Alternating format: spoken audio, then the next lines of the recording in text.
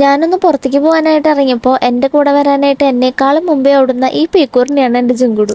എൻ്റെ കൂടെ വരാനായിട്ട് കുറേ വാശി പിടിച്ച് കരഞ്ഞെങ്കിലും അവസാനം മിഠായിയൊക്കെ കൊണ്ടുവരാമെന്ന് പറഞ്ഞിട്ട് ഒരു വിധത്തിലാണ് ഞാൻ അവളെ സമാധാനിപ്പിച്ച് വിട്ടത്.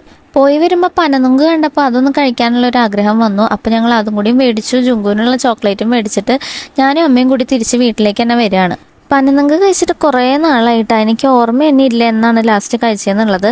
എന്തായാലും വീട്ടിലെത്തിയ വഴിക്ക് ഞാനൊരു പീസ് എടുത്ത് കഴിക്കാൻ പോവാണ്.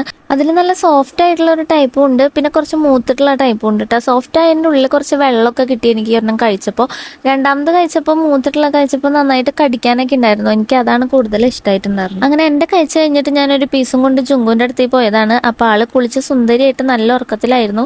ഉറക്കണീറ്റ് വന്നപ്പോൾ ആദ്യത്തെ ഒരു ആവേശത്തിൽ കുറച്ച് കഴിച്ചു നോക്കി, പിന്നീട് അതും പിടിച്ച് നല്ല കളിയായി. അത് കഴിക്കാൻ ഇഷ്ടപ്പെട്ടില്ലെങ്കിലും അത് പിടിച്ച് കളിക്കാൻ നന്നായിട്ട് ഇഷ്ടപ്പെട്ടിട്ടുണ്ട്. അത് കഴിഞ്ഞിട്ട് ഞാനൊരു ചോക്ലേറ്റ് കൊടുത്തപ്പോൾ അത് നന്നായിട്ട് ആസ്വദിച്ച് കഴിച്ചിട്ടുണ്ട്.